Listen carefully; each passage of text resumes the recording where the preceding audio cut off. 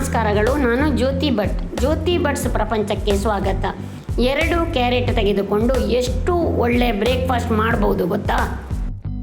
ಅದನ್ನು ಸಿಪ್ಪೆ ತೆಗೆದು ಈ ಥರ ದೊಡ್ಡದಾಗಿ ಕತ್ತರಿಸಿಕೊಂಡು ಮಿಕ್ಸಿ ಜಾರಿಗೆ ಹಾಕಿ ಸ್ವಲ್ಪ ಪುಡಿ ಮಾಡಿಕೊಳ್ಳಿ.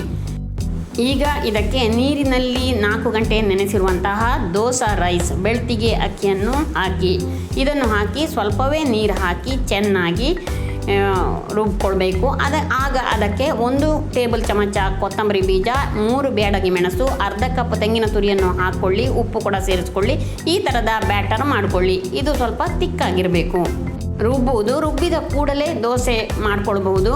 ಈ ಕ್ಯಾರೆಟ್ ಯಾವುದಕ್ಕೆಲ್ಲ ಒಳ್ಳೆಯದು ಅಂತ ಎಲ್ಲರಿಗೂ ಗೊತ್ತು. ಕೂದಲಿಗೆ, ಕಣ್ಣಿಗೆ, ಮಕ್ಕಳಿಗೆ, ಹಿರಿಯರಿಗೆ ಎಲ್ಲರಿಗೂ ಬೇಕು. ಆದರೆ ನಮ್ಮ ಆಹಾರದಲ್ಲಿ ಅದನ್ನು ಸೇರಿಸಿಕೊಳ್ಳಲು ಸ್ವಲ್ಪ ಕಷ್ಟ. ಅದಕ್ಕಾಗಿ ಈ ಥರ ಪ್ರಯತ್ನ ಮಾಡಿ ಅದಕ್ಕೆ ಚೂರು ಎಣ್ಣೆ ಪಸೆ ಮಾಡಿಕೊಳ್ಳಿ. ನಂತರ 1 ಸ್ಪೂನ್ ಈ ಹಿಟ್ಟನ್ನು ಹಾಕಿ ಇದನ್ನು ಈ ಥರ ಸಟ್ಟುಗದಿಂದಲೇ ಚೆನ್ನಾಗಿ ಹರಡಿಸಿಕೊಳ್ಳುವುದಲ್ಲ, ಕಾವಲಿಗೆಗೆ ಹಚ್ಚಿಕೊಳ್ಳಿ. ಅದು ಮುಖ್ಯ. ಆ ಥರ ಮಾಡಿದರೆ ನಿಮಗೆ ಹಲಸಿನಕಾಯಿ ದೋಸೆ ಮಾಡಿದ ಹಾಗೆ ಚೆನ್ನಾಗಿ ಕ್ರಿಸ್ಪಿಯಾಗಿ ಬರುತ್ತೆ. ಬಹಳ ಚೆನ್ನಾಗಿದೆ. ಒಳ್ಳೆ golden colour, very good healthy too. ಮೇಲಿನಿಂದ ಸ್ವಲ್ಪ ತುಪ್ಪನೋ ಎಣ್ಣೆನೋ ಹಾಕ್ಕೊಳ್ಳಿ, ಇನ್ನೂ ಚೆನ್ನಾಗಿರುತ್ತೆ.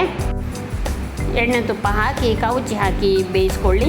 ಹೀಗೆ 2 ಬದಿಯಲ್ಲಿ ಬೇಯಿಸ್ಕೊಂಡಾಗ ಚೆನ್ನಾಗಿರುವ ಗೋಲ್ಡನ್ ಕಲರ್ ಕ್ಯಾರೆಟ್ ದೋಸೆ ರೆಡಿಯಾಗಿದೆ. ಇದು ನನಗಂತೂ ಭಾರಿ ಇಷ್ಟ ಆಯಿತು. ನನ್ನ ಅಮ್ಮ ಹೇಳಿದ ರೆಸಿಪಿ ಇದು. ಇದನ್ನು ಹಾಗೇ ತಿನ್ಕೋಬಹುದು, ಬೇಕಿದ್ದರೆ. ಇಲ್ಲಾಂದರೆ ಸಾಂಬಾರ್, ಚಟ್ನಿ ಯಾವುದರ ಜೊತೆನೂ ಚೆನ್ನಾಗಿ ಹೊಂದ್ಕೊಳ್ಳುತ್ತೆ. ಇದರಲ್ಲಿ ನಾವು ಮಸಾಲ ಹಾಕಿರುವುದರಿಂದ ಇದಕ್ಕೆ ಇದರದ್ದೇ ಆದ ಟೇಸ್ಟ್ ಇದೆ. ಕ್ಯಾರೆಟಿನ ಗುಡ್ನೆಸ್ ಇದೆ. ಮಕ್ಕಳಿಗೆ, ದೊಡ್ಡವರಿಗೆ ಎಲ್ಲರಿಗೂ ಬಹಳ ಒಳ್ಳೆಯದು. ಇದೊಂದು ಟ್ರೈ ಮಾಡ್ತೀರಲ್ಲ?